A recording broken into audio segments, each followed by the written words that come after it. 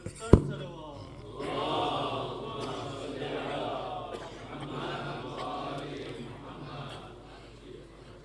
حول ولا قوة إلا بالله العلي العظيم. بسم الله الرحمن الرحيم. الحمد لله الملك الحق المبين رب الشهداء والصديقين، والصلاة والسلام على حبيب إله العالمين سيد الأنبياء والمرسلين خاتم النبيين رحمة للعالمين شفيع المذنبين سيدنا ومولانا أبي القاسم محمد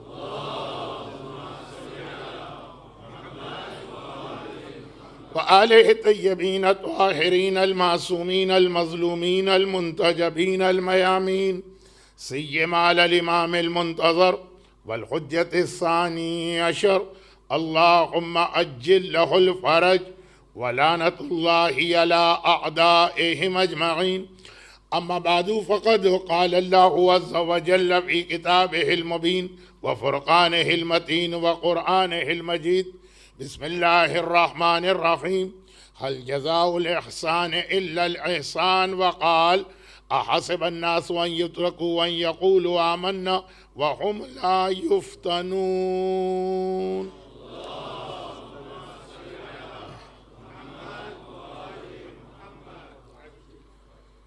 سورہ عنکبوت کی جس آیت کی تلاوت پہلی مجلس سے کی جا رہی ہے،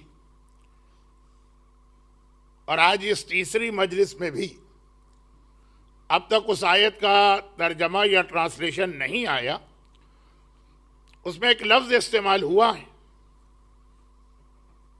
اور یہ ایک ایسا لفظ ہے جو سورہ انفال کی بھی اس آیت میں آیا، جسے میں نے 2 دن تلاوت کیا، اور ابھی مزید اس سے تلاوت کروں گا، کیونکہ جیسا کہ کل میں نے عرض کیا تھا کہ شہید باقر صدر خاص طور پر اپنی زندگی کے آخری میسیجز میں قرآن کریم کی اس آیت کو بہت زیادہ کوٹ کرتے تھے، اور اسی آیت کے کانٹیکس میں کربلا اور سرکار سید الشہداء کی قربانی کا ذکر کرتے تھے، تو وہ آیت بھی تلاوت ہوگی، لیکن چونکہ آج کی مجلس ایک الگ سبجیکٹ پہ بن جائے گی، اس لیے میں نے سورہ رحمان کی اس آیت کی تلاوت کی کہ حل جزاء الاحسان. جب مجلس آپ کے سامنے آئے گی تو آپ کی سمجھ میں آ جائے گا کہ اس آیت کو کیوں تلاوت کیا گیا. لیکن بات یہ ہو رہی کہ جو آیتیں میں تلاوت کر رہا ہوں، اور آج کے بعد بھی وہی آیتیں تلاوت ہوں گی، اس میں ایک لفظ آیا. یہ دوبارہ سورہ عنکبوت: احسب الناس ان یترکوا ان یقولوا آمنا وهم لا یفتنون، اور اس کے فوراً بعد وَلَقَدْ فَتَنَّا وَاتَّقُوا فِتْنَةً، جو آیت 2 دن اور تلاوت کی گئی اور مزید ہوگی. فتنہ، یفتنون، فتنہ. اب یہ میں عربی گرامر کی بحث میں نہیں پڑھ رہا، تو بار بار ان آیتوں میں کہا گیا ہے فتنہ، اور یہ لفظ ہمارے یہاں اس لیے بھی بہت مشہور ہے کہ آخری زمانہ فتنوں کا زمانہ کہلاتا ہے، خالی عام آدمی نہیں کہتا، معصومین. زمانے کے امام کی زیارت میں بھی کئی جگہ پہ علمان علمان من فتنت الزمان یا من فتن الزمان. آخری زمانے کے حالات میں جو حدیثیں آئی ہیں، سائنز آف ظہور، ان کا بھی نام ہے کتاب الملاحم والفتن. اور یہاں پہ ایک بہت چھوٹی سی بات، اگرچہ زائرین کی ایک بڑی تعداد تو زیارت کے لیے آج نکل چکی ہے، لیکن بہرحال آج کل کے زمانے میں مجلس میں موجود ہر مرد و عورت بہت ہی ریسنٹ بھی زیارتیں کر کے آیا ہوا ہوتا. کوئی عاشورے پہ گیا، کوئی چیلم پہ جا رہا ہے، کوئی 15 شعبان، کوئی عرفہ. زیارت کے حوالے سے جناب نرجس خاتون کی جو ہم زیارت کرتے ہیں، تو وہاں پہ زیارت کے حوالے سے بات نہیں، جناب نرجس خاتون کے حوالے سے ایک جملہ ہسٹری کی کچھ کتابوں میں آیا ہے، اور یہ بھی بتا دیا جائے کہ لیڈیز آف اہل البیت، خاندان اہل بیت کی بیویاں اور سیدانیاں، ان کے حالات ٹریس کرنا بہت مشکل ہے۔ اس میں کسی عالم کی غلطی نہیں ہے، کسی مرجع کا قصور نہیں ہے۔ ایسا نہیں ہے کہ ہمارے علماء ریسرچ نہیں کرتے ہیں، بس چند باتیں ہیں جو ہر سال ریپیٹ کر کے چلے جاتے ہیں۔ خاندان اہل بیت کی بیویوں اور سیدانیوں، یہ لیڈیز آف اہل البیت، ان کے حالات معصومین نے بھی بیان ہی نہیں کیے، جو ایک حجاب کا کنسپٹ ہے، اور اس کے علاوہ بھی کچھ مسئلے تھے۔ اور پھر تھوڑے بہت جو حالات ہمارے پاس آتے ہیں وہ بھی اس لیے مکس اپ ہو جاتے ہیں کہ خاندان اہل بیت میں چند ہی نام تو ہیں، فاطمہ، زینب، سکینہ، یہ اتنا ریپیٹ ہو کے رکھے جاتے ہیں کہ خاص طور پر جب زبانی باتیں چلتی تھی تو بہت زیادہ کنفیوژن ہو جاتا تھا۔ جناب نرجس خاتون اگرچہ نام کے اعتبار سے یہ ایک ایسا نام ہے جو اس سے پہلے اہل بیت کے فیملی میں کسی کا نہیں تھا، لیکن پھر بھی ان کے ڈیٹیل حالات ہم کو نہیں ملتے ہیں۔ ایک وہی حدیث یا واقعہ جو ہر سال 15 شعبان کو امام کی ولادت کے موقع پہ علماء اپنی اسپیچ پہ بیان کرتے ہیں، وہ وہی ایک ہمارے پاس ڈیٹیل اسٹوری۔ مگر بعض علماء نے یہ لکھا کہ جناب نرجس خاتون اکثر ایک دعا مانگا کرتی تھی اور اللہ نے وہ دعا قبول کی، اور آج اب سامرہ میں جا کے وہ 4 قبروں کی زیارت کرتے ہیں تو جناب نرجس خاتون کی زیارت بھی، اور انشاءاللہ یہ سلسلہ پھر جاری ہوگا۔ بڑے بڑے متوکل آئے، نام و نشان مٹ کے رہ گیا، زیارت کو کون روک سکا؟ جناب نرجس خاتون کی ایک دعا۔ اب ہمارے یہاں انڈیا اور پاکستان میں جو یو پی کا کلچر ہے، گجرات کا مجھے نہیں پتا، مہوا، بھاونگر، یہ ساری چیزیں کیا ہیں میں نہیں جانتا، لیکن ہمارا یو پی کا کلچر، اس میں یہ دعا ہمارے یہاں کی عورتیں بھی، میں نے اپنے خاندان تک میں دیکھا کہ یہ مانگی جاتی ہے۔ ویسٹ میں تو بھول جائیے، ایسی دعا کوئی عورت مانگ ہی نہیں سکتی۔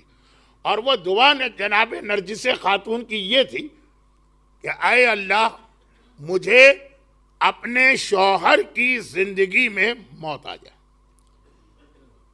جب میرا شوہر زندہ ہو اس وقت مجھے موت آ جائے، شوہر کے بعد بیوہ بن کے زندگی۔ اب یہ ہمارے یہاں یو پی کی اکثر خواتین یہ دعائیں مانگا کرتی تھی۔ آج جو بیویاں خود شوہر کو مارنے کو تیار بیٹھی ہیں، وہ یہ دعا کیسے مانگیں گی؟ لیکن ہمارے یہاں جو یہ دعا آئی، جناب نرجس خاتون کی دعا کو پورا سمجھا نہیں گیا۔ اب یہاں پہ میں وہ بحث نہیں کر رہا جو 4 سال پہلے، آج کی مجلس میں 2 جملے ایسے آ رہے ہیں جو 4 یا 5 سال پہلے جب میں نے پہلا عشرہ پڑھا تھا، اس ٹائم پہلے عشرے سے مطلب میری زندگی کا پہلا عشرہ نہیں، فرسٹ عشرہ آف محرم، جب 25 دسمبر کرسمس 4 یا 5 محرم کو تھی، اس عشرے میں 2 باتیں بڑی ڈیٹیل کے ساتھ میں نے بیان کی تھی، جن کو بہت ہی شارٹ کر کے، بلکہ شارٹ بھی نہیں کر رہا، خالی اشارہ، ایک یہی بات کہ جناب نرجس خاتون کی یہ دعا کے حوالے سے ایک سوال یہ آتا ہے کہ کیا انسان کے لیے موت کی دعا مانگنا جائز بھی ہے کہ نہیں؟ ہمارا موضوع دعا، ہمارے سبجیکٹ کا حصہ، ہمارا ٹاپک ہے دعا۔ کون سی دعا مانگی جائے گی، کون سی دعا نہیں مانگی جائے گی؟ بہت سارے مومنین کو یہ بھی نہیں معلوم ہے کہ نماز کے عالم میں اگر کسی حرام کام کی دعا مانگی جائے تو نماز ٹوٹ بھی جاتی۔ اچھا، اب اس میں مراجع کا اختلاف ہے نماز ٹوٹنے میں، فعل تو حرام ہے، نماز ٹوٹتی ہے کہ نہیں اس میں اختلاف ہے، اسی لیے میں فی الحال کسی مرجع کا نام نہیں لے رہا، لیکن نماز توڑنے والی چیزوں کی لسٹ میں ایک یہ چیز بھی شامل ہے، تو وہ اپنی جگہ مسئلہ اور شاید تھوڑا سا اس کا آگے ذکر آئے گا، لیکن بات صرف یہ کہ کیا موت کی دعا مانگنے کی اسلام میں اجازت ہے کہ نہیں. اب اس پہ میں بات کر چکا ہوں, ابھی 3-4 سال پہلے ریپیٹ نہیں کر رہا ہوں. نرجس خاتون کی دعا موت کی دعا تھی, اے اللہ مجھے موت آ جائے, لیکن کنڈیشنلی. اب مثلا اگر 11ویں امام کی عمر 500 سال ہے تو ان کی دعا یہ نہیں ہے نرجس خاتون کی کہ مجھے آج موت آ جائے, 499 ایئرس کی زندگی مجھے ملے. مگر سوال یہ ہے کہ یہ دعا کیوں مانگی گئی. ایک تو چوتھے امام کی دعائیں مکارم الاخلاق میں موت کی دعا, ہر سال آپ 23rd آف رمضان کو یہ دعا پڑھتے ہیں اور اسکرین پر اس کا انگلش ٹرانسلیشن دیکھتے ہیں, اس میں بھی تو موت کی دعا ہے نا. لیکن اس کا ایک ریزن اسی جگہ بیان کیا گیا, اسی جگہ کہ اے خدا اگر میری آئندہ زندگی شیطان کی اطاعت میں گزرنے والی ہے تو مجھے ابھی موت دے دے. ریزن یہ ہے کہ اگر شیطان کے میں پھندے میں پھنس جاؤں گا, شیطان کو فالو کروں گا, پھر زندگی نہیں چاہیے, ابھی موت آ جائے. ایک ریزن کے ساتھ موت کی دعا مانگی. نرجس خاتون نے جو موت کی دعا مانگی وہ کس لیے؟ وہ اس لیے کہ جب 11ویں امام نے مسلسل ایک جملہ کہا اور پھر اس کے بعد لوگوں نے سوال کیے تو اس کو ایکسپلین کیا. 11ویں امام کا عام لوگوں سے ڈائریکٹ کوئی ایکسس نہیں تھا, بہت ہی سلیکٹڈ اصحاب کو اجازت تھی کہ وہ آ کے امام سے ملاقات کریں.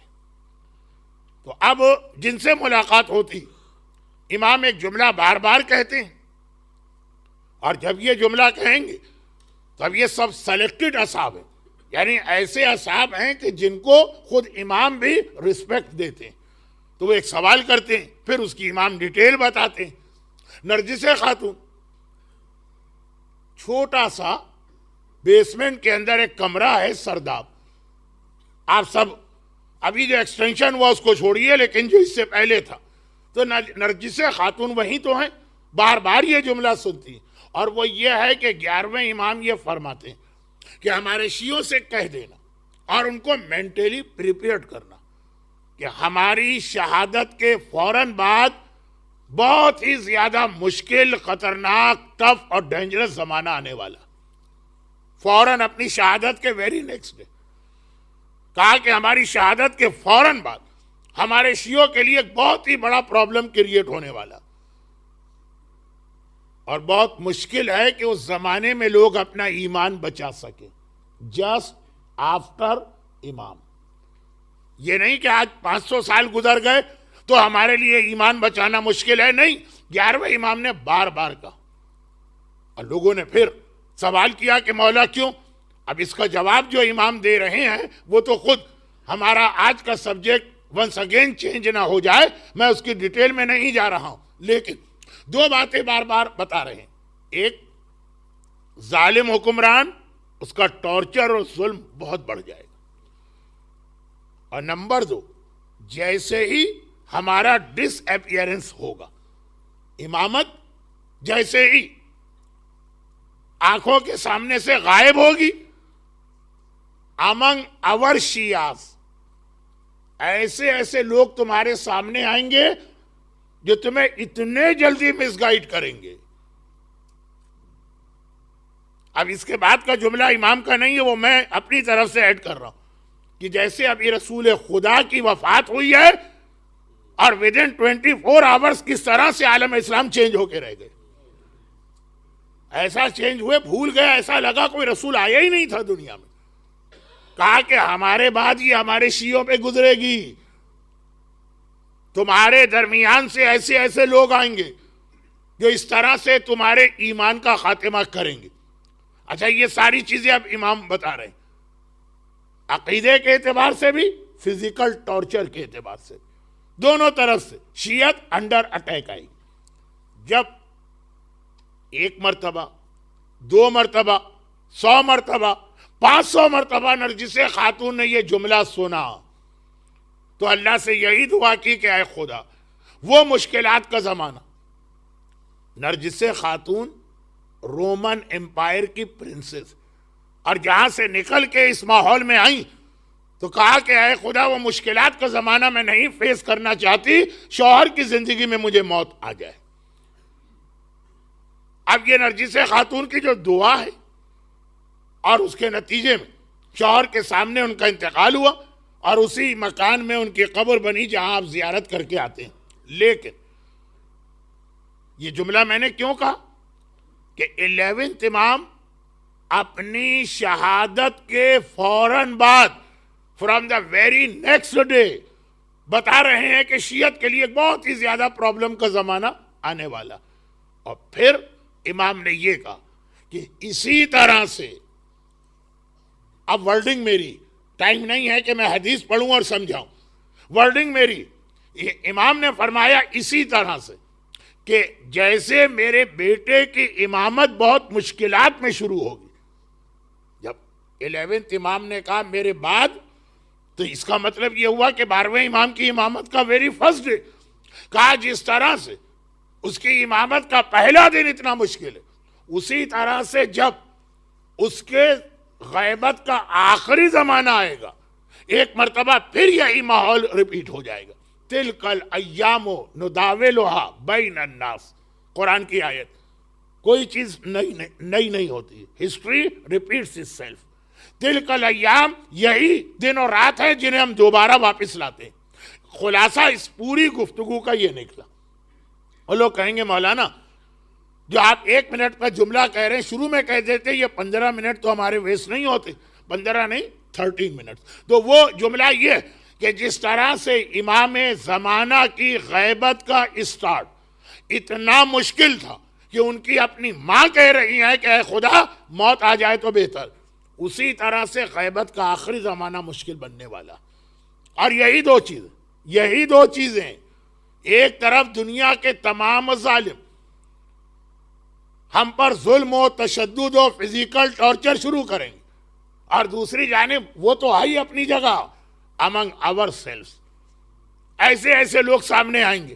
اب اندازہ کیجئے جب غیبت امام شروع ہوئی 11 امام کے جسٹ آفٹر، امام زمانہ کے خلاف پہلی بک کس نے لکھی؟ جو 11 امام کا نائب تھا، ابو الحسن شلغمانی، جو 11 امام کا نائب تھا اپنے شہر کے اندر. اب بہت ہی زیادہ فیمس بھی تھا کیونکہ اس زمانے میں بک لکھی نہیں جاتی تھی، ریٹن میں لکھنے پڑھنے کا رواج نہیں تھا، خالی جیسے یہ لیکچر ہے اس طرح کے لیکچر ہوتے تھے. تو اس کا بڑا کنٹریبیوشن تھا. پہلی کتاب اس نے امام کے خلاف لکھ دی. آج جو چیزیں سامنے آتی ہیں نا کہ امام زمانہ ہیں کہ نہیں، یہ ڈاؤٹ کریٹ کیے جاتے ہیں، پہلی بار اس آدمی شیعہ امام کا نائب ہے.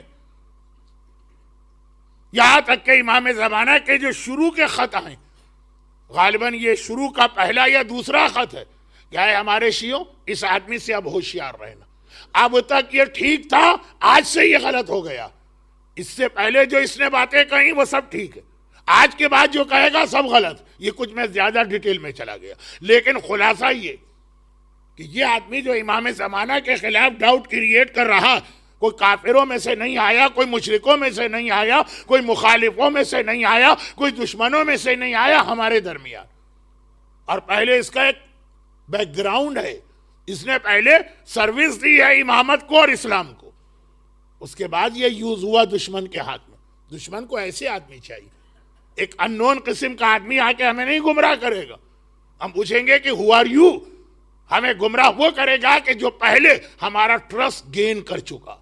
اس کی کچھ سروسز ہیں اسلام کے حوالے سے، کچھ سروسز ہیں امامت کے حوالے سے. تو کہا کہ آخری زمانے میں نرجس خاتون کی دعا کا خلاصہ یہ کہ امام زمانہ کی امامت کا پہلا دن جو 2 بہت بڑے پرابلم تھے جس کی وجہ سے امام کی ماں بھی موت کی دعا مانگ رہی، ظہور سے کچھ پہلے غیبت کے آخر میں بھی سیم یہی کہانی ریپیٹ ہوگی. ایک طرف نکل جائی، ہر دنیا کے ہر علاقے میں صاحبان ایمان ہر ایک کا ٹارگٹ بن رہے ہیں، اور دوسری جانب بڑی مشکل سے جہاں پہ ہم اپنے آپ کو بچا کے بیٹھے ہیں وہاں ہمارے درمیان ایسے لوگ پلانٹ کیے جا رہے ہیں جو ہمارے عقیدے کو تباہ کریں گے. اچھا، یہ والی چیز اتنی مشکل ہے کہ اس کا نام ہی رکھا گیا فتنے کا زمانہ. الامان الامان من فتنۃ الزمان. اور یہی سورہ عنکبوت میں لفظ آیا فتنہ، اور یہی سورہ انفال میں لفظ آیا فتنہ، اور یہی دو آیتیں ہمارے اس عشرے کا عنوان ہے. تو یہ باقی اس کی تفصیلات آتی رہیں گی. مگر اس فتنے کے حوالے سے ہمیں ایک میسج بار بار دیا گیا کہ جب لوگوں نے سوال کیا کہ مولا پھر اس کے پروٹیکشن کا طریقہ کیا، کیسے اپنے آپ کو اس فتنے سے بچائیں، امام نے فرمایا فَلِلْعَوَامِ أَن يُقَلِّدُوهُ، عوام تقلید کریں اور علماء اور مراجع کے دامن کو تھام لیں. اب یہ بہت شارٹ میں کہہ رہا ہوں کیونکہ یہ سبجیکٹ اتنا اہم ہے. آج کل ہو سکتا ہے کچھ لوگ ذرا فرسٹریٹڈ ہو گئے ہوں کہ ایک ہی سبجیکٹ پہ روزانہ بات ہو رہی، لیکن جو اس کی اہمیت ہے آج کل کے حالات میں، باتیں تو ابھی بہت ساری مجھے کرنا ہیں. کل بھی بہت ساری باتیں آئی تھیں. کیا یہ ہمارے یہاں جو طلاق اور ڈیورس بڑھتی جا رہی ہے یہ بھی ایک فتنہ نہیں ہے؟ کل اس پہ بھی بات ہوئی تھی. لیکن پرابلم یہ ہے کہ آپ 60 منٹ کی اسپیچ میں 55 منٹ اور سبجیکٹ پہ بات کریں، لوگ سنیں گے 5 منٹ مرجعیت پہ بات کی، باہر نکل کے پہلا کامنٹ یہ ہوگا کہ آج تو ساری تقریر انہوں نے غیر معصوم کے حالات پہ بیان کر دی. 2 منٹ لوگ سننے کو تیار نہیں. ایسا ایٹماسفیئر بنا دیا گیا. تو خیر، امام نے فرمایا کہ پھر اپنے آپ کو اس زمانے میں بچانے کا ایک ہی طریقہ علماء اور مجتہدین. اور اس کے حوالے سے ایک اور چھوٹی سی بات بیان کروں جو 4 سال پہلے کے عشرے میں آئی تھی، عشرہ محرم، اور پھر جو میرا سبجیکٹ کل چل رہا تھا اسے آگے بڑھاؤں. اور وہ یہ دوسری بات وہ یہ کہ انبیاء کے حالات آپ پڑھیں. یہ بہت اہم بحث ہے اصول فقہ کی، بہت ہی اہم بحث ہے. اس کے اوپر تقریباً 6 مہینے میں جا کے کہیں یہ سبجیکٹ مکمل ہوتا ہے اجتہاد کی تعلیم میں. لیکن بہت ہی مختصر مجھے بات کرنا ہے، پھر ٹائم میرے ہاتھ سے نکل رہا ہے بلکہ سلپ ہو رہا ہے. انبیاء کے حالات پڑھیں یا مراجع اور علماء کے؟ مجھے اصل میں تو مراجع کے بارے میں کہنا تھا، لیکن بات سمجھانے کے لیے انبیاء سے اس کو میں ملا رہا ہوں. جب بھی ان کے حالات پڑھیں اور ان کے واقعات پڑھیں، کبھی بھی آپ اسے آج کے فتوے اور آج کے مرجع کے فتوے سے نہیں ملائیے گا. انبیاء کے بارے میں بھی اگر آپ کبھی پڑھیں تو انبیاء کے حالات میں اگر ایک چیز آ گئی کہ جی وہ واجب تھی، یہ مت سمجھیے گا کہ اگر ابراہیم کے زمانے میں واجب تھی تو ہمارے زمانے میں بھی واجب. اللہ کے رسول وہ شریعت لے کے آئے جو ناسخ ہے تمام پرانی شریعتوں کی. اب ان الدین عند اللہ الاسلام، اسلام کے علاوہ کسی اور راستے پر کوئی آدمی ہے کم از کم وہ جنت میں تو انٹر نہیں ہو سکتا. ان الدین عند اللہ الاسلام الیوم اکملت لکم دینکم، یہ بہت اہم میسیجز ہیں ان آیتوں کے. چنانچہ قرآن میں نوح، ابراہیم، موسیٰ، عیسیٰ، سلیمان، داؤد علیہم السلام، یہ تمام انبیاء کے حالات آئیں. مگر اس لیے نہیں آئیں کہ آپ اگر قرآن میں بھی کچھ پڑھیں تو کہیں کہ جب معصوم نبی یہ کام کر رہا ہے تو ٹھیک ہوگا. جناب مریم اونلی لیڈی جنہیں قرآن نے معصومہ کہا، شہزادی کونین کا رتبہ مریم سے بلند ہے، مگر اور آیہ تطہیر کے اندر شہزادی کی عصمت کا ذکر آیا، مگر نام لے کر یا مریم ان اللہ اصطفاکی و طہرکی، نام لے کر جناب مریم کو معصومہ قرار دیا ہے پورے قرآن. جناب مریم کہہ رہی ہے نا کہ آج میں نے روزہ رکھا ہے، کھانے پینے کا نہیں، باتوں کا روزہ، آج میں خاموش رہوں گی. اور آج کسی بھی مرجع کا رسالہ عملیہ اٹھا کے دیکھی اور حدیث کی کتابیں پڑھیے، حدیث چلے، حرام روزوں کے اندر ہے عید کا روزہ حرام، بقرعید کا روزہ حرام، حج پر جانے والے کے لیے ایام تشریق کے روزے حرام، اور خاموشی کا روزہ حرام. حرام روزہ ہے، حرام. گناہ ملے گا اس روزے پر.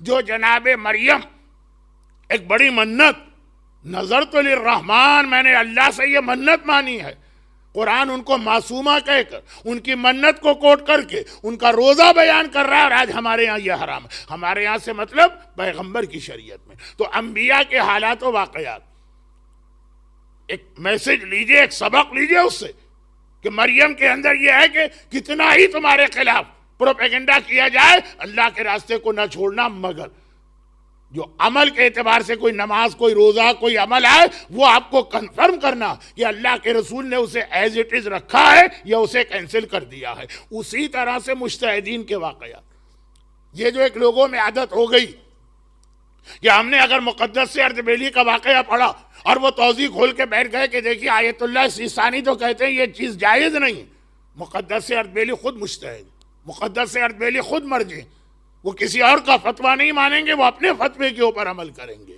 تو یہ ایک طریقہ کار پرانے مراجع کے فتوے۔ آج کل نئے مراجع پر تو اعتراض ہو ہی رہے ہیں، اور یہ دیکھیے یہ ڈبل اٹیک ہو رہا، نئے مراجع پہ اعتراض ہوتا کہ یہ بات کہاں سے نکل کے آئی، پرانے مرجع تو یہ نہیں کہتے، اور پرانے مراجع پہ بھی اعتراض ہوتا کہ شیخ مرتضیٰ انصاری نے شیخ طوسی کی گواہی کو کیوں ٹھکرا دیا۔ آغا سیستانی تو کہتے ہیں کہ ایک ریلائبل آدمی اگر وٹنس بنے نجاست و طہارت میں، ناٹ ان مون سائٹنگ، نجاست طہارت میں، تو ایک ریلائبل آدمی کی گواہی بھی قبول ہے۔ اور سید مرتضیٰ انصاری شیخ طوسی جیسے عظیم مرجع جو فاؤنڈر ہیں نجف کے حوزہ علمیہ کے، جن کے سارے دشمنوں نے بہت ان کے بھی مخالف تھے، ایک رات کو سمیلر خواب دیکھا کہ مولا علی کی بارگاہ ہے، تمام علماء ایک ایک کر کے سلام کرنے آ رہے ہیں، اور مولا کے سامنے شیخ طوسی کی کتاب النہایہ رکھی ہے، اٹھا کے ہر ایک سے کہہ رہے ہیں اس کو پڑھو اور اس پر عمل کرو۔ تب شیخ طوسی کا احترام اور رسپیکٹ، یہ سب ان کے مخالف تھے مگر منافق نہیں تھے، وہ سمجھ رہے تھے کہ شیخ طوسی کچھ زیادہ اجتہاد کر رہے ہیں، مولا کا انسٹرکشن ایک کے پاس آتا خواب تو وہ شاید کنفیوز ہوتا، سب نے دیکھا، تو شیخ طوسی جیسا آدمی کہہ دے کہ میں نے دیکھا ہے یہ چیز نجس ہے، میرے سامنے کتا پیشاب کر کے گیا، اور سید مرتضیٰ کہیں کہ میرا فتویٰ یہ ہے کہ نجاست طہارت میں بھی مون سائٹنگ والا مسئلہ چلے گا، 2 عادل آدمی ہونا چاہیے، تم ایک ہو۔ اب کہیں کہ آغا سیستانی تو فرماتے ہیں کہ ایک وہ بھی عادل ضروری نہیں ہے، خالی ثقہ بھی چل جائے گا، ریلائبل، اتنا پتا ہو کہ جھوٹ نہیں بول رہا، چاہے داڑھی بھی منواتا ہو، اس کے گھر کی عورت بھی بے پردہ ہو، لیکن ہیں بہت سارے ایسے لوگ، بے پردہ عورت ہے لیکن باقی تمام چیزوں میں پورا شریعت کو فالو کر رہی۔ تو اب یہ آغا سیستانی کا فتویٰ سید مرتضیٰ پہ نہیں چلے گا، سید مرتضیٰ کا فتویٰ آیت اللہ سیستانی کے لیے مقام عمل میں بالکل بیکار، علمی بحث میں تو بہت اہم ہے۔ تو اب دونوں طرف سے اعتراض ہوتے ہیں، نئے مرجع کی کتاب کھول کے پرانے تمام مراجع ان کو کریٹیسائز کیا جاتا، پرانے مراجع کے فتوے کوٹ کر کے نئے مراجع پر اعتراض کیا جاتا۔ اب جیسے آج بینکنگ کا سسٹم اور سود کتنا آسان ہے، سود کے حوالے سے جو لیٹسٹ فتوے ہیں مرحوم آیت اللہ خوئی اور آیت اللہ سیستانی، اس سے یہ کہنا کہ مراجع نے سود کو حلال کر دیا، خیر یہ تو ایک الگ بات ہوگی۔ تو ہمیشہ جس مجتہد کا واقعہ ہے اس کا فتویٰ معلوم کریں اور پھر یہ دیکھیں کہ اس نے اپنے فتوے کے حساب سے اگر عمل کیا ہے تو بالکل ٹھیک۔ ایسے ایسے واقعات کہ میں نے تو ایک بہت جلدی اس لیے ایک واقعہ اشارہ کیا کہ یہ بچے کو معلوم ہے، شیخ طوسی اور سید مرتضیٰ کا واقعہ، اور یہ دونوں کیا ٹاورنگ پرسنالٹیز تھی، اور اجتہاد کی تاریخ میں کیا ان کی حیثیت و اہمیت۔ یہ 2 چیزیں اس لیے بھی میں ریمائنڈ کرا رہا ہوں کہ اب جو ہماری مجالس آگے بڑھیں گی، علماء اور مجتہدین کے کئی واقعات آئیں گے، اور آپ حضرات اگر پہلے سے اس چیز سے واقف نہ ہو، یا واقف میں غلط کہہ گیا، اگر یہ ریمائنڈر آپ کو نہ دیا جائے تو آپ کنفیوز ہو سکتے ہیں، لیکن چند فتوے ایسے ہیں تاریخ شیعت میں جس میں کوئی اختلاف نہیں، اور ان میں سے ایک وہ ہے جو ہماری کل کی مجلس کا سبجیکٹ تھا، دعا کیوں قبول نہیں ہوتی۔ میں نے کہا کہ یہ خود اپنی جگہ ایک بہت بڑا سبجیکٹ ہے، میں اس کی جانب نہیں جا رہا ہوں، ورنہ پورا اشرا جو ہے وہ صرف اتنی سی بات کہ دعا قبول کیوں نہیں، پورا ایک اشرا بھی اس کے لیے ناٹ انف۔ اب آئیے پہلے وہ واقعہ مکمل کروں، پھر وہ مشہور حدیث آپ کو یاد دلاؤں، جس کی پہلی چیز تو ہر ایک کو یاد ہے، مگر دوسری اور تیسری چیز بھی یاد کرنا۔ بہت مشہور حدیث، حرم اللہ ریح الجنت علی ثلاثہ، 3 گناہگار ایسے اللہ نے جنت کی خوشبو بھی ان کے اوپر حرام کی ہے۔ ایک تو جنت ہے، اب یہ جنت کی خوشبو ہے جو 70,000 مائل تک پھیلتی ہے، یعنی جو آدمی جنت میں نہیں ہے 70,000 مائل دور بیٹھا ہوا جنت کی خوشبو وہ بھی سونگے گا۔ مگر 3 ایسے گناہگار جو جنت سے اتنا دور ہوں گے کہ جنت تو جنت، حرم اللہ، اللہ نے حرام کر دیا ہے ریح الجنہ، جنت کی اسمیل یا خوشبو یا پرفیوم، علی ثلاثہ، 3 گناہگاروں پر۔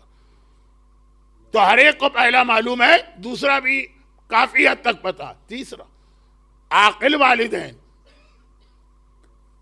اب عاقل والدین کے اوپر اللہ نے جنت کی خوشبو حرام کر دی، جو والدین کا عاق، وقاطع رحم، اور جو رشتہ داری کو کاٹ کے بیٹھ جاتا۔ جس امام معصوم کی امامت میں یہ اہل بیت کا قافلہ شام میں داخل ہوا، ماہ سفر کی یہ تاریخیں، اہل بیت کی شام میں انٹری اور پھر قید خانے میں، تو جس امام کی قیادت میں یہ قافلہ داخل ہوا، وہ اپنے بیٹے سے کہتا ہے نا، یا بنیا، یعنی 5ویں امام سے، اے میرے بیٹے، 5 ایسے آدمی ہیں کہ ان کے قریب بھی نہ جانا، ان سے دوستی بھی نہ کرنا، ان کے ساتھ کبھی سفر بھی اختیار نہ کرنا۔ اور ان میں سے ایک ہے قاطع رحم، اور ریزن بتایا کہ میں نے قرآن میں 3 جگہ اس پر اللہ کی لعنت دیکھی ہے، ایسے کے قریب بھی جانے کی ضرورت نہیں ہے۔ تو یہ 2 چیزیں، اور اس کے بعد تیسری چیز، صادق آل محمد امام جعفر صادق علیہ السلام ارشاد فرما رہے ہیں، بنی اسرائیل بادشاہ، اس زمانے میں دنیا کی پاپولیشن بہت کم تھی، تو باقاعدہ شاید اس کا نام بھی ڈیموگرافی ہے کہ جس کے اندر یہ بحث کی جاتی ہے کہ اب پاپولیشن کیا 20 سال بعد کیا ہوگی، 5,000 سال پہلے کیا تھی، تو خیر پاپولیشن بہت کم۔ یہ تو بنی اسرائیل کا واقعہ، 1400 سال پہلے مدینہ شہر کتنا تھا جتنی آج مسجد، مدینہ کی مسجد جو ہے پورا شہر ٹوٹل اس مسجد کے اندر آ گیا، حتیٰ مارکیٹ، ہوٹلز، لوگوں کے باغ، چھوٹے چھوٹے قبرستان۔ خیر، تو یہ 1400 سال پہلے مدینہ اتنا چھوٹا، آج ہم جاتے ہیں یہ مسجد ہمیں کچھ لگتی ہی نہیں ہے، لیکن پورا مدینہ تو 5,000 10,000 سال پہلے بنی اسرائیل، بہت ہی ایک پوائز فیملی تھی، شوہر اور بیوی، اور یہ عورت بہت ہی زیادہ خوبصورت تھی، لیکن بہرحال حجاب تو ہر نبی کی امت میں رہا۔ اس آدمی کا بڑا بھائی جج تھا یا قاضی تھا، اس زمانے کے اندر آبادی اتنی کم تھی، ایک بادشاہ کے لیے ایک ہی سٹی ہوتا تھا، اور ایک سٹی کے لیے ایک ہی جج انف ہوتا تھا۔ تو یہ ایک جج تھا اس قوم کا، ایک دن آیا اپنے بھائی کے گھر میں، اور اس کی نگاہ ایکسیڈنٹلی اپنی بھابھی پہ پڑ گئی، یعنی بھائی کی بیوی۔ وہ جو ایک بہت مشہور واقعہ میں پڑھتا ہوں آغا اصفہانی کا، جو زمانے کا امام جس کی نماز جنازہ پہ آیا، اس میں بھی یہی ایک جملہ ہے نا کہ بھابھی پہ نگاہ پڑ گئی، اور امام نے بھی وہاں پہ ریزن یہی بتایا۔ اب اندازہ کریں اس بات سے کہ بھائی کی بیوی اور بڑا بھائی، شادی بھی ہوئی، زندگی بھی گزار رہے، اب تک نہ دیکھ پایا تھا اپنی بھاوج کو، اس لیے کہ جو اسلام میں ایک نظام ہے، ہو سکتا ہے کہ آج اتنا اسٹرکٹ نہ ہو، بات میں کر رہا ہوں پرانے انبیاء کے زمانے کی، بہت ہی خوبصورت۔ وہ جو کل شیطان نے اپنا بزنس سیکرٹ بتایا کہ نامحرم مرد اور عورت قرآن پڑھنے بھی جمع ہو، گھر میں انٹر ہوا ایک دم نگاہ پڑ گئی، اس نے اب تک اپنے آپ کو بہت بچایا تھا عورت نے، بس دل میں برا خیال آ گیا اور شیطان کو موقع مل گیا، اور اب بس یہی خواہش کہ کسی طرح سے مجھے فعل حرام کا موقع مل جائے، غالباً انگریزی میں ایڈلٹری کہتے ہیں، لیکن کیسے؟ بھائی بھی ابھی موجود ہے جو عورت کے لیے ایک بہت بڑا پروٹیکٹر اسلام نے رکھا۔ یہ تو آج کل کے لوگ ہوتے ہیں کہ اپنے دوستوں کا لے جا کے انٹروڈکشن کراتے ہیں، لیکن بات کو پھیلاؤں گا نہیں ورنہ تو ایک واقعہ پورے عشرے میں مکمل نہیں ہوگا۔ خلاصہ یہ ہے کہ اس نے سوچا کیا کرے، کس طرح سے پہلے تو اس بھائی کو یہاں سے ہٹاؤ۔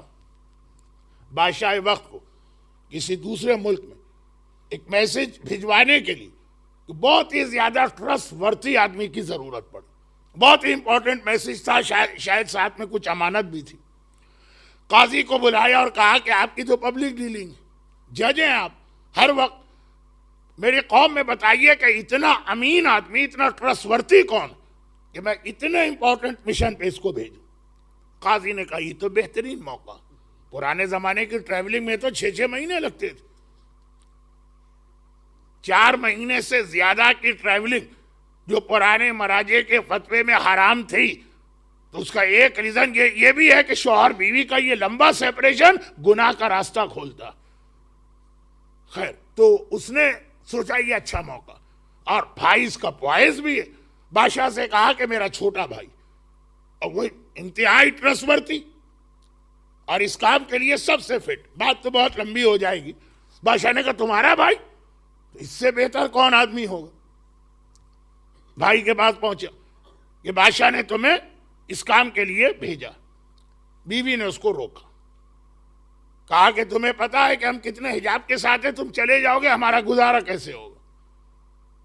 اور یہ کوئی 2 دن 4 دن 5 دن کی ٹریولنگ نہیں ہے، مہینوں لگیں گے۔ اچھا، وہ بھائی یعنی اس عورت کا شوہر بھی ہیزیٹیٹ کر رہا۔ بڑے بھائی نے کہا پرواہ نہ کرو، میں تو ہوں نا، یہ تو میری بیٹی کی مانند ہے، میں آ کے اس کا خیال کروں گا۔ یہ جو کنسپٹ ہے نا، یہ ہماری بہن کی طرح ہے، وہ ہماری بیٹی کی طرح ہے، وہ ہماری ماں کی طرح ہے، ساری خرابیاں یہاں سے پیدا ہوتی ہیں۔ جو رشتے اللہ نے بنائے ہیں صرف وہی رشتے ہیں، اللہ کے بنائے ہوئے رشتے کو جو کاٹ رہے ہیں قطع رحمی کر کے، اور اپنے ایسے ایسے رشتے بنا رہے ہیں کہ جو شیطان کو انٹری کا موقع دیتے ہیں۔ ارے گھبراؤ نہیں، میں موجود ہوں، بڑا بھائی تمہارا۔ بڑے بھائی کا ایک احترام ہوتا ہے ہندو کلچر میں اتنا کہ باپ کی طرح مانا جاتا ہے، تو کہاں چلے جاؤ، دیکھو ایسا چانس نہیں ملے گا، بادشاہ تم سے بڑا خوش ہو جائے گا، آگے تمہارے لیے یہ آسانیاں، بہت زیادہ فورس کر کے اس کو بھجوا دی۔ اب بات ذرا جلدی اس کی جو پنچ لائن ہے واقعے کی، وہ اصل میں آپ کے سامنے پیش کرنا ہے، شاید اسی پہ آج مجھے مسائل پڑھنا پڑے، پھر جو اس کا اصل یہ واقعہ میں پڑھ کیوں رہا ہوں وہ ریزن کل آئے گا۔ خیر چلا گیا وہ، اور یہ جو قاضی جج جس نے خاص اپنے انٹرسٹ کی وجہ سے اس کو بھجوایا، پھر موقع سے فائدہ اٹھائے، گھر میں بیٹھنے والی عورت، اکیلی عورت، وہ گیا اور جانے کے بعد کہا دیکھو یہ میری خواہش ہے، اسے پورا کرنا ہوگا۔ وہ مومنہ تو تڑپ اٹھی، جس نے کبھی اپنا بال تک نہیں کھولا اپنے شوہر کے بھائی یعنی جیٹ کے آگے، اور ایسی اس سے ڈیمانڈ کی جا رہی، یقین بھی نہ آیا، اور غصے کے عالم میں کہا نکل جا میرے گھر سے، میں خود اپنے معاملات کو دیکھوں۔ قاضی کہتا ہے تجھے پتا ہے کہ میرا کیا اسٹیٹس اور پوزیشن؟ اگر تم نے میری بات نہیں مانی تو میں ایک جھوٹا کیس تمہارے خلاف بنا کے تمہیں اسٹوننگ کی سزا دلواؤں گا۔ یہ کہوں گا بادشاہ سے کہ میرے پاس فٹنس آئے ہیں کہ شوہر کے ایبسنس میں اس عورت نے فعل حرام کیا۔ یعنی پہلے جھوٹا الزام لگایا جاتا تھا شوہر کے ایبسنس میں، اب تو شوہر کی پریزنس میں سب کچھ ہو جاتا ہے، لیکن یہ بات کا اسٹیج۔ مومنہ کہا کہ کچھ بھی کرو، یہ اتنا بڑا گناہ میں برداشت ہی نہیں کر سکتی۔ اس نے اپنی بات کے حساب سے گیا بادشاہ کے پاس اور کہا کہ جس آدمی پہ میں نے اتنا ٹرسٹ کیا، چھوٹا بھائی، وہ تو ٹھیک، اس کی بیوی، ارے بھائی گیا اور یہ گناہوں میں انوالو ہو گئی۔ جو کل میں کہہ رہا تھا کہ کوئی آربیٹریٹر جب بنتا ہے نا، تو بہت بڑی اس کے اوپر ایک ذمہ داری بھی ہے، اور اس کا ثواب بھی سب سے زیادہ۔ جتنا بڑا کام کریں گے اتنا بڑا ریوارڈ ملے گا۔ اذلنی فی ظل عرشک یوم لا ظل الا ظلک. لیکن یہ باتیں اب آج نہیں آ رہی ہیں کیونکہ ٹائم بالکل نکلا جا رہا. بادشاہ نے کہا تم جج ہو, کیا فیصلہ ہے؟ کہا بس میرے نزدیک یہ چیز پروف ہے. کہا ٹھیک ہے سزا دو. اس نے باقاعدہ شہر کے باہر جو زمانے کا طریقہ تھا اپنی بھابھی کو اپنی بھاوج کو بلایا, لوگوں کو بلایا, کہا اس نے یہ گناہ کیا ہے چنانچہ اس کو اسٹوننگ کرو. اتنے پتھر مارے, یہ مومنہ تقریباً مر کے گر گئی. اور ہر ایک نے دیکھا, یقین ہو گیا مر گیا, لوگ آ گئے. رات ہوئی, تھوڑا سا اسے ہوش آیا, پتھروں کو ہٹایا, بہت زیادہ زخمی ہے لیکن زندہ. چنانچہ وہ آگے چلی. رات کا اندھیرا, پرانا زمانہ, اتنی پاپولیشن نہیں, جگہ جگہ جنگل اور ڈیزرٹ. اور اس اندھیرے میں اسے ایک راہب کی عبادت گاہ نظر آئی. راہب لوگ جنگل ہی میں اپنی عبادت گاہ بناتے ہیں. انگریزی میں غالباً ان کو مونک کہتے ہیں, اور ان کی عبادت گاہ کا نام شاید مونسٹری ہے. خیر میری انگریزی پہ نہ جائیے. راہب کی عبادت گاہ نظر آئی, دروازے پہ نوک کیا, رات کا وقت ہے, زخموں سے چور ہے, بے ہوش ہو کے گر پڑی. اس نے آ کے دروازہ کھولا, بوڑھا آدمی, تو دیکھا کہ ایک زخمی عورت گھر کے دروازے پہ گری ہوئی. اسے اٹھا کے اندر لایا گیا, ہوش آیا, پوچھا کیا بات ہے؟ کہا کہ میں ایسی مظلوم ہوں کہ جس پر میرا بھروسہ تھا کہ یہ مجھے پروٹیکٹ کرے گا, اسی نے فعل حرام کی ڈیمانڈ کی اور پھر یہ سزا دلوائی. مت گھبراؤ, میں اللہ کی عبادت کر رہا ہوں اور حکم خدا ہے کہ مظلوم کا ساتھ دو, تم یہیں پہ رہو ایک کونے میں. اور پھر اس کا ایک چھوٹا بچہ تھا, کہا کہ بہترین عورت سے زیادہ بچے کو اور کون ٹیک کیئر کر سکتا, یہ بچہ تیرے حوالے. وہ راہب تو بہت بڈھا آدمی ہے, 200 سال 300 سال کی عمر ہوتی. اب آپ پوچھیں گے 200 سال کے بڈھے آدمی کا بچہ اتنا چھوٹا کیوں ہے؟ راہب بنیے تو آپ کو پتا چلے گا. خیر تو خلاصہ یہ ہے کہ بچہ, لیکن کام کاج کے لیے غلام بھی ہے وہاں. وہ تو جوان آدمی کو ہی کام کرنے کے لیے رکھا جاتا ہے, بڈھے کو تو نہیں. اس نے دیکھا یہ عورت اتنی خوبصورت. یہ پورے واقعے میں بار بار یہ جملہ آ رہا ہے, میرے پاس ٹائم نہیں ہے کہ میں بار بار ریپیٹ کروں. وہی بات, وہی سٹوری ریپیٹ ہوئی. وہ جو شیطان کل کہہ رہا ہے کہ نامحرم مرد اور عورت ایک جگہ پہ اکیلے نہیں ہونے چاہیے. ہاں اگر کوئی تیسرا آدمی بھی آ گیا تو کافی حد تک شیطان کا مسئلہ, شیطان کا راستہ بند ہو جاتا. اب یہاں بھی وہی بات. اب یہ عورت کے پاس تو چوائس نہیں ہے, تو زخمی مظلومہ بنا کے لیے آئی ہے. راہب عبادت کرنے والا, اسے سوچنا چاہیے. عبادت وداؤٹ نالج بہت پرابلم لاتی ہے. یہ ہمارا سبجیکٹ ہے. اس عشرے میں 2 مجلسیں اس پر ہوں گی. عبادت وداؤٹ نالج, تقوی وداؤٹ نالج. غلام نے کہا دیکھو اگر میری بات پوری نہیں کی تو میں تمہیں اس سے بھی زیادہ سخت سزا دلواؤں گا. کہا کہ جب میں نے اپنے شوہر کے بھائی کی بات نہ مانی تو تم کون ہو؟ اللہ کا حکم ہے, میں کسی کی بات اللہ کے حکم کے سامنے قبول نہیں کروں. جب یہ سو رہی تھی رات کو, اس بچے کی گردن کاٹی اور سیدھا جا کے راہب کو بتایا کہ آپ نے جسے اپنے بچے کے ٹیک کیئر کے لیے رکھا وہ تو ایسی ظالم نکلی کہ آپ کے بچے کو قتل کر دیا. راہب بھاگا بھاگا آیا, یہ واقعہ دیکھا کہ میرا بچہ مرا ہوا. یہ بہت ایموشنل موقع ہوتا. بڑھاپے کا بیٹا, سب سے چھوٹا بیٹا, اور وہ اس طرح مر گیا. لیکن چونکہ خوف خدا ذرا سا تھا اس کے پاس, کہا کہ میں نے احسان کیا اور تو نے یہ کہا میری بات تو سنو. کہ کوئی بات نہیں سننا. دیکھیں یہ وہ جگہ ہے کہ جہاں آربیٹریٹرز کے لیے اسلام کوئی ڈیوٹی عائد کرتا. بھائی کیا بات کیا دیکھ سنیں, ریڈ ہینڈڈ جسے کہتے ہیں, بیٹے کا لاشا پڑا ہوا ہے, تیرے ہاتھ پہ خون لگا ہوا ہے, تلوار تیرے پہلو میں, نکل جا یہاں سے. اور تو نے اتنی بہرحال خدمت کی ہے, یہ 4-6 مہینے اس میں گزرے, 20 دینار اس کو دیے اور کہا نکل. پھر ایک بار وہ نکل کے چلی. اب جو چلی تو ایک گاؤں میں پہنچی, دیکھا ایک آدمی کو پھانسی تو نہیں دی گئی, ایک درخت پہ ہینگ کیا گیا اور بہت مارا گیا. گھبرا کے پوچھا یہ کون ہے, کیا ہے؟ پتا چلا اس گاؤں کا یہ قانون کہ اگر کوئی قرضہ لے اور ٹائم پہ واپس نہ کرے تو اس وقت تک اسے درخت پہ ہینگ کرتے ہیں, اور روزانہ آ کے ہر آدمی اس کو مارتا ہے جب تک کہ وہ قرضہ واپس نہ کرے. یہ اس گاؤں کا قانون تھا. یہاں کا ہوتا تو ہماری آدھی کمیونٹی شاید لٹکی نظر آتی. خیر خلاصہ یہ کہ اس نے کہا کہ کیا کیا کیا قرضہ کا 20 دینار. یہ 20 دینار جس پہ آج بھی اسلام میں زکوٰۃ 20 دینار سے سٹارٹ ہوتی ہے. کم سے کم آپ کے پاس 20 دینار ہو تو زکوٰۃ ہے, اگر 19 بھی ہے تو زکوٰۃ نہیں. ہاں خمس ہے, خمس تو ایک پینی پر بھی ہے. تو اب زکوٰۃ تو کہا کہ 20 دینار, یہ ایگزیکٹ وہ اماؤنٹ جو اس کو دیا تھا اس نے کہ جا کے اس سے اپنی زندگی گزارو. اس مونک نے, راہب, کہا کہ نہیں ایک انسان کی جان زیادہ اہم. چنانچہ اس نے پیمنٹ کر کے اس کو چھوڑوا لی اور اس نے کہا کہ آپ نے مجھ پر اتنا بڑا احسان کیا, میں یہاں کا رہنے والا ہوں, میری ساری فیملی یہاں پہ ہے, میرے سارے فرینڈس یہاں پہ ہیں, کوئی میری ہیلپ کے لیے نہیں آیا, اور آپ بالکل نئی اجنبی, جان نہ پہچان, ٹوٹل اسٹرینجر, آپ نے ایسی ہیلپ کی. اب تو میں ساری زندگی آپ کی خدمت کروں گا, جہاں آپ جائیں گی میں آپ کے ساتھ جاؤں. یہ چلے پہنچ گئے سمندر کے کنارے. ایسٹ افریقہ میں اسٹیمر کے ذریعے لوگ بہت آتے جاتے تھے. میں نے بھی اپنے بچپنے میں ممباسا سے بمبئی, بمبئی سے ممباسا, ساری ٹریولنگ اسٹیمر میں کی.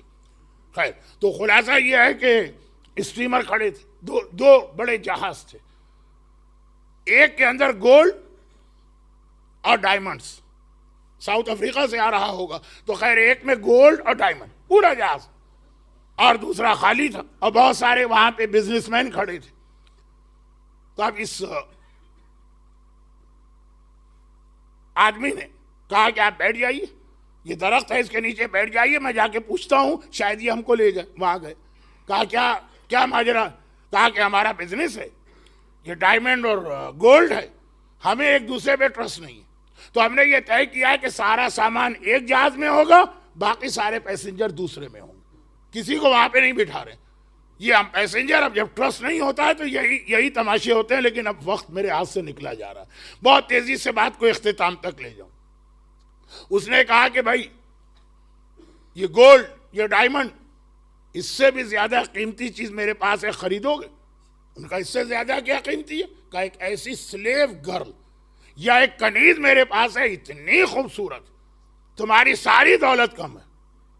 اب جب خوبصورتی کی بات کریں تو ہر مرد کے دل میں لالچ آ جاتا ہے, اگر مرد ہے تو خیر یہ آدمی کہہ رہا, میں نہیں کہہ رہا ہوں. تو خیر کہا کہ اچھا چلو ہم دیکھیں گے. 2 یا 3 آدمی گئے, واپس آ کے انہوں نے کہا واقعا بھائیوں ہماری تو زندگی گزری ٹریولنگ میں, دنیا بھر کے ہر علاقے میں جا کے ہر جگہ کی عورتیں دیکھتے ہیں, ایسی خوبصورت عورت میں نے کوئی نہیں دیکھی. یہ جو امام نے فرمایا کہ تمہاری بیوی اگر اللہ کی اطاعت اور عبادت کرتی ہے تو اتنی خوبصورت ہوگی کہ جنت کی حوریں اس کے سامنے شرمائیں گی اور اپنے آپ کو چھپائیں گی. آپ کہیں گے یہاں تو ایسا نہیں لگتا, لیکن جنت کی بات ہو رہی ہے. واقعاً ایک نور ہوتا ہے عبادت کا. انہوں نے کہا کہ واقعاً ہم ساری دنیا گھوم کے آئیں, چلو ہم یہ کنیز خریدتے, کیا رقم؟ اس نے کہا 20 دینار. 20 دینار میں بیچ دیا. کہا دیکھو اب میں جا رہا ہوں, وہ تمہاری ملکیت ہے, پوزیشن لے لینا, وہ وہاں بیٹھی ہوئی. اور یہ کہہ کے چلا. اب جب جہاز چلنے لگے لوگ گئے, کہا کہ چلو ہمارے جہاز پہ بیٹھو. بھائی کیوں بیٹھے؟ کہا ہم نے تمہیں خریدا. کس سے خریدا؟ میں تو خود آزاد عورت ہوں. کہا وہ جو تمہارا آقا تھا 20 دینار میں بیچ کے گیا.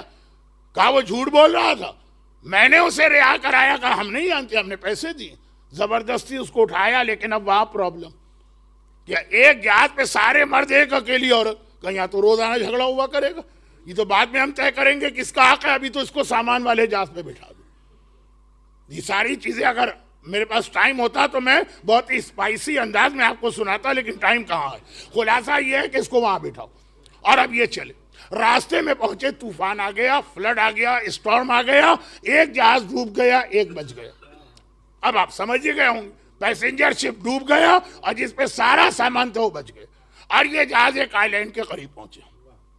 اب یہ عورت اتری, جہاز وہاں پہ رک گیا, پانی میں پھنس گیا ہے, یہ کہیے رک گیا, پھنس گیا. یہ اتری, دیکھا بہت ہی خوبصورت آئی لینڈ ہے, یہاں پانی بھی ہے فریش اور فروٹس بھی ہیں. عورت نے کہا اس سے اچھی جگہ کیا ہوگی زندگی گزارنے کی. وہ وہیں اس نے اپنا اسٹے کیا اور عبادت خدا. ادھر وہ جو بادشاہ تھا اس کے علاقے میں ایک عذاب خدا آنے لگا, جو ہر نبی کی قوم پہ جب عذاب آتا تو سائنز آف عذاب پہلے آتے ہیں. اچانک عذاب کبھی نہیں آتا, پہلے سائنز آتے ہیں. وہ لوگ وہ سارے کے سارے مسلمان تھے, یعنی اس زمانے کے نبی کو مانتے تھے. یہ منظر دیکھا تو گھبرا گئے.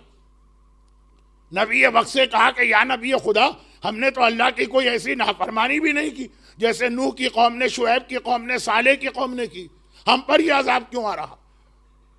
اللہ کی طرف سے حکم آیا, کہا کہ تم میں کچھ ایسے گناہ گار, جب ان کا گناہ معاف ہوگا تو یہ عذاب ختم ہوگا, ورنہ ساری قوم ختم ہو جائے گی. گناہ کیسے معاف ہو؟ کہا کہ ایک آئی لینڈ پر میری ایک انتہائی متقی اور پرہیزگار, جس کا اسٹیٹس بہت ہائی ہے میرے پاس, وہ کنیز میری رہتی. اس کے پاس جا کے ہر آدمی, وہ جو ایک کرسچینٹی میں ہے کنفیشن یا اقرار, اپنا گناہ بتائے, جسے وہ معاف کرے گی اسے میں معاف کروں گا. سب لوگ جائیں. اب یہ ساری قوم چلی. وقت گزر گیا, اس نے اور عبادت کی, اس کا حجاب اور سخت ہو گیا. چنانچہ کوئی بھی اس کو نہ پہچان سکا. یہ قوم پہنچی, سب سے پہلے بادشاہ آگے گئے اور کہنے لگا کہ میں بادشاہ ہوں, میرا کام یہ ہے کہ ہر چیز جب پروف ہو جائے اس کے بعد آرڈر کروں. لیکن ایک بار میرے جج نے آ کر ایک عورت کے بارے میں یہ کہا کہ اس نے ایڈلٹری کا گناہ کیا ہے, میں سزا دے رہا ہوں. میں نے اس سزا کو انڈوز کر دیا, نہ کوئی تحقیق کی, نہ یہ پوچھا کہ وٹنس کون سے تھے, نہ یہ پوچھا کہ کیس کہاں چلا. اس نے کہا اتنا ٹرسٹ کر لیا, بلائنڈ ٹرسٹ, ہم مرجے پہ کرنے کو تیار نہیں ہو. بادشاہ کہہ رہا میں نے اس پہ کیا, اب مجھے یہ ریئلائز ہو رہا ہے کہ یہ غلطی تھی. عورت نے کہا کہ یہ غلطی تھی لیکن میں معاف کرتی ہوں. ایک کونے میں بیٹھ گیا. جج آگے بڑھا, کہنے لگا کہ میرا چھوٹا بھائی, اس کی وائف بہت ہی خوبصورت تھی, میرے دل میں برا خیال آیا, چنانچہ میں نے یہ کیا وہ کیا, آخر میں اس کو ڈیتھ پنشمنٹ سنا دی, اسٹوننگ کرا کے مار کے میں آ گیا. اب مجھے احساس ہو رہا ہے کہ میں نے کتنے سارے گناہ کیے. بھائی کی بیوی پہ بری نگاہ ڈالی, ایک مومنہ کو غلط سزا سنائی, وہ سارے گناہ. اس نے کہا کہ میں نے تیرا گناہ بھی معاف کیا, لیکن ادھر بیٹھ گیا. پھر اس عورت کا وہ شوہر آیا, اب وہ بھی نہیں پہچان پا رہا ہے کیونکہ حجاب بھی ہے, تھوڑا ٹائم بھی گزرا, تھوڑا اس عورت تقویٰ پرہیزگاری چینج ہو گئی. وہ آیا اور کہا کہ مجھے صرف ایک خیال آ رہا کہ میں نے اپنی بیوی کا حق ادا نہیں کیا. میں ٹریولنگ پہ جا رہا تھا جو میرے لیے ضروری نہیں تھی, اور میرے دل میں یہ خیال آیا کہ بادشاہ کہہ رہا ہے مجھے ایک بڑا اسٹیٹس ملے گا, ایک بڑی اماؤنٹ ملے گی. میری مومنہ بیوی روکتی رہی, میں نے اس کی بات نہیں سنی. واپس آ کے میں نے سنا کہ اس نے یہ گناہ کیا, لیکن ایک گلٹی مجھے فیل ہو رہی ہے کہ شاید میں نے بیوی کا حق ادا نہیں کیا. اگر یہ میرا گناہ ہے تو میں تجھ سے معافی چاہتا ہوں, کیونکہ اللہ کی کنڈیشن یہ. عورت نے کہا کہ میں نے اسے معاف بھی کیا, اور تو ابھی سن رہا تھا تجھ سے پہلے جج نے کیا کہا. اب بتا کہ تیری بیوی واقعاً اس کی غلطی تھی یا خود ہی اپنی زبان سے اقرار کر رہا ہے کہ میں نے جھوٹا کیس بنایا تھا. شوہر نے کہا کہ میں اپنی غلطی مانتا ہوں, کہ معاف کیا, بیٹھ گیا. پھر وہ مونک آیا, راہب, کہنے لگا کہ ایک ایسی مظلومہ زخمی عورت میرے گھر کے دروازے کے سامنے گزری اور اتنا عرصہ میرے پاس رہی, اور میں نے اس کو دیکھا کہ وہ کتنی زیادہ متقی اور پرہیزگار, مگر غلام نے آ کے یہ کہا کہ اس نے میرے بیٹے کو قتل کر دیا. وہ چیختی رہی کہ میری بات تو سنو. میں نے ون سائیڈڈ بات سنی غلام کی اور کوئی توجہ نہ دی اور اسے اپنے گھر سے نکال دی. اب مجھے ریئلائز ہو رہا ہے کہ یہ میری غلطی. اتنا بڑا ڈیسیژن لینے سے پہلے مجھے تھوڑی سی خود بھی انویسٹیگیشن کرنا چاہیے تھی اور اس عورت سے بھی سننا چاہیے. میں عبادت کرنے والا اللہ کی, اور اتنا میں نے ریئلائز نہیں کیا کہ رات کے اندھیرے میں ایک عورت کو اکیلے گھر سے نکال رہا ہوں. کہا کہ یہ عورت نے کہا یہ تیری غلطی, گناہ, مگر معاف کیا میں نے, اور جا کے یہاں بیٹھ گیا. اب امام فرماتے ہیں, اور اس سے مجھے بات آگے بڑھانا تھی لیکن اب وہ بات کل آگے بڑھے گی, ایٹ لیسٹ روایت آج مکمل ہو گئی. امام فرماتے ہیں سب سے آخر میں وہ آدمی آیا جس کے اوپر قرضہ تھا, اسے پنش کیا گیا تھا. اس کی حالت دیکھ کر اس کو اتنا رحم آیا کہ اس نے جو کچھ اس کے پاس ٹوٹل اماؤنٹ تھا وہ اس کو دے کے اس کو رہا کرائے. وہ آگے آئے, اور آگے آنے کے بعد کہا کہ ایک عورت نے میرے اوپر اتنا بڑا احسان کیا جو میرے والدین, بھائی بہن, رشتہ دار, فرینڈ کوئی نہیں کر رہا تھا. لیکن میں نے اس کے ساتھ اتنا برا سلوک کیا کہ کچھ تاجر لوگ تھے ان کے ہاتھ اس سے سیل کر دیا. اب مجھے ریئلائز ہو رہا ہے کہ یہ میری غلطی اور میں معافی مانگنے آیا ہوں. عورت نے اس وقت کہا کہ تجھے معاف نہیں کیا جائے گا. بادشاہ نے غلطی کی معاف. جج نے ایک بے گناہ عورت کو ڈیتھ پینلٹی سنا دی اور عمل کرایا، یہ معاف. شوہر نے اپنی بیوی کا حق ادا نہ کیا، یہ معاف. وہ مونک نے تہمت اور ایلیگیشن پر آنکھیں بند کر کے یقین کیا، یہ معاف. مگر تیری غلطی معاف نہیں ہے، تجھے اس کی پنشمنٹ برداشت کرنا پڑے گی اور تو اپنی قوم میں نہیں جا سکتا. وہ گھبرا کے کہتا ہے کہ ابھی یہ سب ون بائی ون اپنی اسٹوریاں سنا رہے تھے، انہوں نے تو مجھ سے بڑے بڑے گناہ کیے. کہا کہ ہر گناہ معاف ہے مگر احسان فراموشی کا گناہ معاف نہیں ہے. اگر کوئی آپ کے ساتھ اچھا سلوک کرے، حل جزاء الاحسان الا الاحسان. میں نے کہا تھا کہ آخر مجلس تک پتہ چلے گا یہ آیت کیوں تلاوت کی ہے. کہا قتل کا گناہ بھی معاف ہے، تہمت کا گناہ بھی معاف ہے، یہ ناانصافی کا گناہ بھی معاف ہے اگر آدمی معافی مانگے، مگر احسان فراموش. پیغمبر کی حدیث، حرم اللہ ریح الجنہ علی ثلاثہ، 3 کے اوپر اللہ نے جنت کی خوشبو حرام کی ہے: والدین کا حق، قاطع رحم اور احسان فراموش. کہ آپ کے ساتھ کسی نے اچھا سلوک کیا بھول جائیں اسے. اب ویسے تو آپ دیکھیں تو پہلے 2 بھی اسی کیٹیگری میں، آقے والدین. بھول گئے کہ والدین نے تمہیں کس طرح پالا. قاطع رحم، رشتہ دار بہرحال ایک دوسرے کے ساتھ کبھی نہ کبھی اچھا سلوک کرتے ہیں. احسان فراموشی کا گناہ معاف نہیں. اور آج کی دنیا جو اتنی سیلفش دنیا بن گئی. اور میں صرف ایک جملہ کہہ دوں جس کے بعد باقی اس جملے سے آپ پھر دیکھیں گے کہ میں واپس وہیں پہ آ گئے جو اتفاق سے 2 دن بات ہوئی. اور وہ یہ ہے کہ جب یہ کہا جائے جنہوں نے تم پر احسان کیا ہے ان کو یاد رکھو. اب اس کے اندر ایک لسٹ آنے والی تھی، ٹائم نہیں رہا، انشاءاللہ کل. تو یاد رکھیے ہمارے ذہن میں سب آ جاتے ہیں جنہوں نے احسان کیا، مرجے نہیں آتا.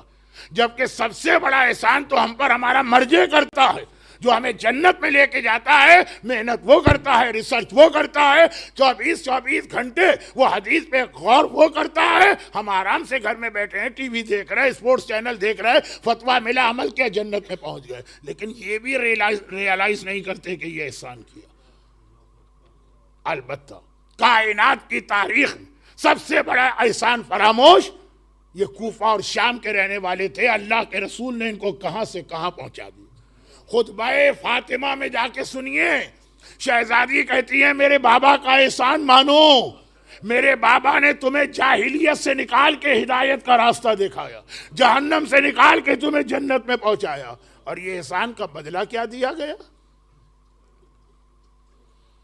یزید کے دربار میں رومن امپائر کا ایمبیسڈر کہتا ہے حضرت عیسیٰ کے گدھے کا ایک کھر یعنی ایک ناخن ہمارے یہاں ہیں، ہم اس کا اتنا احترام کرتے ہیں کہ یہ ہمارے نبی خدا کی ایک نشانی ہے.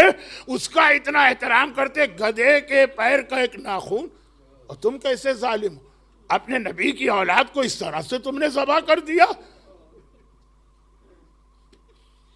حسین مارے گئے، عباس مارے گئے، اکبر مارے گئے، اصغر مارے گئے، اس سے بڑی احسان فراموشی کیا ہوگی؟ لیکن جو شہزادی کونین کا جملہ ہے، شہزادی کونین ہندا کے خواب میں جب آئی تھی تو کیا جملہ ارشاد فرمایا تھا؟ اے ہندا، میرے لال کا کیا قصور تھا کہ تیرے شوہر نے میرے لال کو ذبح کرا دیا، میرے بچوں کو شہید کرا دیا.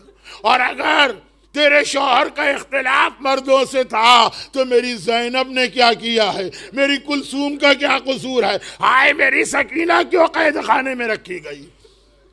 عرب کے یہ بھوکے اور ننگے لوگ اللہ کے رسول کا احسان، خدیجہ طاہرہ کا احسان. اور آج حالت یہ ہے کہ محمد کی نواسیاں، علی اور فاطمہ کی بیٹیاں، ارے یہی تو میرا چوتھا امام کہہ رہا. کسی نے کہا مولا کب تک روئیں گے، آپ کا گھرانہ تو شہید ہو گیا. کہا اگر میں گھرانے کی شہادت کو مان بھی لوں تو ماں کا، بہنوں کا، بیٹیوں کا ننگے سر بازاروں اور درباروں میں جانا، ہائے الشام الشام الشام. خدا بندہ فاطمہ کی بیٹیوں کے اس قیدی اور میرے مظلوم آقا سید الساجدین کے اس قید کے امتحان کا واسطہ جو مومنین و مومنات آج کے مجلس میں ہیں، ان کی ساری حاجتیں پوری فرما، انہیں ہر پریشانی سے محفوظ فرما، اور دنیا بھر سے ظلم کے خاتمے کے لیے امام زمانہ کے ظہور میں تعجیل فرما۔